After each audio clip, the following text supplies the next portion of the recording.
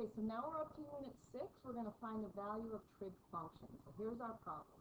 Problem says, if the terminal side of theta in standard position, okay, so standard position, and it passes through the point -5, -12, we have to find the value of A and B. A is the sine of theta, and B is the secant of theta. So your standard position means something important to you. It means that I now have an angle that starts in standard position. It's going to start here. And I'm going to arc it this way. Let's see where it ends. It says -5, -12. So here's going to be -5, -12. I'm just going to pick a point and I'm going to label it. -5, -12, just for the sake of our problem here. So here's our angle. Here's the terminal side of our angle is down here. Now what I can do here is I can drop a perpendicular line and I can create a right triangle.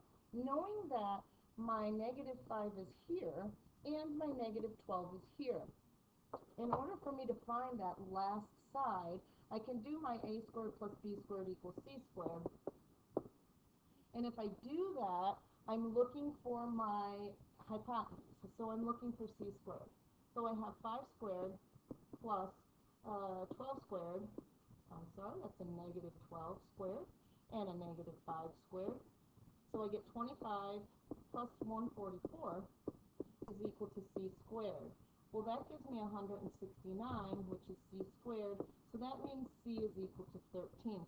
So my hypotenuse right here is going to be 13. Now we have everything we need to know except for the fact that we need to know what's positive and what's negative in which quadrant.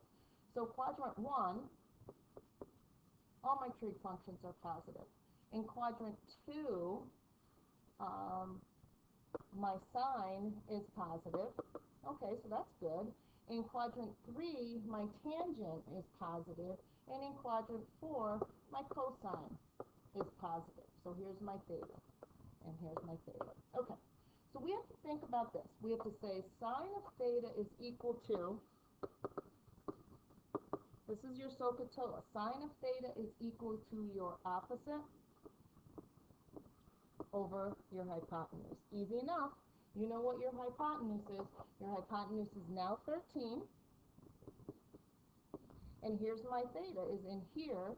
My opposite of my 13, opposite over hypotenuse, is a -12.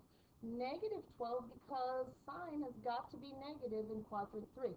So the value of this one, sine theta, is equal to a -12 over 13. So that's what the sine of theta is equal to. Then we have to come and we have to find secant theta. Well, the problem with this one is that you need to know which one this goes with. This one is the reciprocal of either sine or cosine, and you have to know that. That's why I just put the first ones up first. So the reciprocal of tangent is cotangent. The reciprocal of sine is cosecant.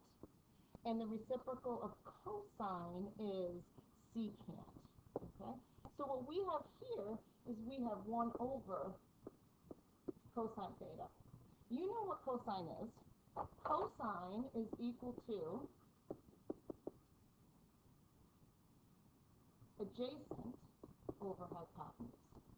So what we have for secant is equal to the secant of theta is equal to 1 over my adjacent. Okay, so my adjacent side to my angle is a -5, so it's -5 over 13. And if I do this math right here, my secant is actually equal to -13 over 5. All we did was flip it over.